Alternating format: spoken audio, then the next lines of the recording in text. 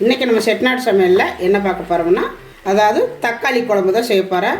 இந்த தக்காளி குழம்பு இட்லி, தோசை, சப்பாத்தி, புரோட்டா, சாப்பாடு எல்லாத்துக்குமே நல்லாயிருக்கும். தக்காளி குழம்புக்கு ஃபஸ்ட்டு ஒரு பேன் அடுப்பில் வச்சுக்கலாம். கொஞ்சமாக எண்ணெய், ஒரு கை வர கொத்தமல்லி, ஒரு ஸ்பூனு சோம்பு, 3/4 ஸ்பூனு சீரகம், ஒரு அரை ஸ்பூனு குருமிளகு, சின்னதாக ஒரு பட்டை, ஒரு நட்சத்திர பூவு, 2 ஏலக்காய், இது கூடவே ஒரு 6 வரமிளகா. இப்போ எல்லாமே சேர்த்து நல்லா வறுத்துக்கலாம். ரொம்ப செவக்க வறுக்க வேண்டாம், ஓரளவு செவந்தால் போதும். இப்போ இதெல்லாம் நல்லா செவந்துருச்சு, நல்ல வாசம் வருது. இப்போ இதை இறக்கி வேறு ஒரு பிளேட்டுக்கு மாற்றிக்கலாம். வேறு ஒரு பிளேட்டுக்கு மாற்றிட்டு இப்போ அதே பேனை அடுப்பில் வச்சுருக்கிறேன். இன்னும் கொஞ்சமாக எண்ணெய் விட்டுக்கோங்க. கொஞ்சம் போல் கொஞ்சமாக சின்ன வெங்காயம், 1 கிலோ தக்காளி எடுத்து வெட்டி வச்சுருக்கிறேன். இந்த தக்காளியும் ரொம்ப வதங்கணுங்கிறதில்ல, ஓரளவு வதங்கினா போதும். தக்காளியை நல்லா இந்த மாதிரி கிண்டி கிண்டி விட்டுக்கோங்க. சாப்பாட்டுக்கு ஊற்றி சாப்பிட்றோம்னா கொஞ்சம் போல் புளி போட்டுக்கணும். இதையும் போட்டு நல்லா வதக்கிக்கலாம். இப்போ தக்காளி நல்லா வதங்கட்டும். அதுக்குள்ளார நம்ம மசாலா அரைச்சிக்கலாம். இப்போ நம்ம வறுத்து வச்சதை அரைச்சி எடுத்துக்கலாம். இதை ஃபஸ்ட்டு 1-2 அரைச்சிக்கணும். இது 1-2 அரைச்சிருக்கிறேன். இது கூடவே ஒரு மூடி தேங்காய் எடுத்து வெட்டி வச்சுருக்கிறேன். நீங்கள் சிறையை போடுறதுனால போட்டுக்கலாம். இப்போ இதையும் இதில் சேர்த்து அரைச்சோம்னா நைஸாக அரைப்பட்டுரும். இப்போ இதையும் அரைச்சிக்கலாம். இப்போ மிளகா, தேங்காய் எல்லாம் சேர்த்து நல்லா அரைச்சாச்சு. இப்போ தக்காளி நல்லா வதங்கிருச்சு. இந்தளவு வதங்கினா போதும். இப்போ இதை இறக்கி லைட்டாக ஆற வச்சு அரைச்சிக்கணும்.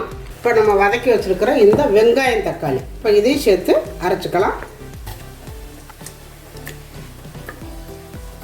தக்காளி எல்லாம் சேர்த்து ரொம்ப அரைச்சிடக்கூடாது, ஓரளவு அரைச்சா போதும். இப்போ நம்ம எல்லாம் அரைச்சாச்சு. இப்போ இது இருக்கட்டும். இப்போ குழம்பு தாளிக்கிறதுக்கு பாத்திரம் அடுப்பில் வச்சுருக்கிறேன். சட்டி காய்ஞ்சதும் கொஞ்சமாக எண்ணெய் விட்டுக்கலாம். இப்போ எண்ணெய் காய்ஞ்சதும் கொஞ்சம் போல் கடுகு, வெந்தயம். இப்போ கடுகு வெந்தயம் செவந்ததும் கொஞ்சம் போல் கருவேப்பிலை, ஒரு 10 பல்லு பூண்டு, பொடியாக நறுக்கணும் சின்ன வெங்காயம். சின்ன வெங்காயம் கொஞ்சம் கூடவே சேர்த்துக்கோங்க, ரொம்ப நல்லது. நல்லாவும் இருக்கும், குழம்பு டேஸ்ட்டாக இருக்கும். இந்த வெங்காயம் நல்லா வதங்கணும், வதங்கட்டும். இப்போ பார்த்திங்கன்னா வெங்காயம், பூண்டு எல்லாம் நல்லா வதங்கிருச்சு.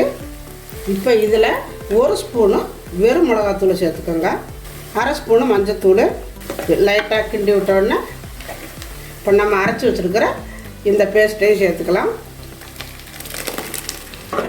உங்களுக்கு எந்த அளவுக்கு கெட்டி வேணுமோ அந்த அளவுக்கு தண்ணி சேர்த்துக்கோங்க.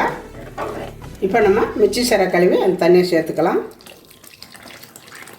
இப்போ இதில் தேவையான அளவு உப்பு போட்டுக்கலாம். போட்டுட்டு நல்லா கொதிக்க விடுவோம். இந்த அளவு நான் கெட்டி வச்சுருக்கிறேன். இப்போ இது கொதிக்கட்டும். நல்லா கொதிக்குது.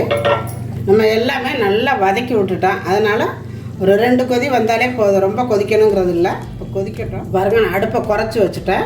இந்த எண்ணெயெல்லாம் மேலே கசிஞ்சு வரும். நம்ம நல்லா கொதிக்க விட்டிங்கன்னா எண்ணெய் கசிஞ்சு வராது. அதனால் அடுப்பை நல்லா குறைச்சி வச்சுட்டிங்கன்னா ஒரு 5 நிமிஷம் இருக்க நல்லா எண்ணெய் கசிஞ்சு வரும். அவ்வளவுதான்.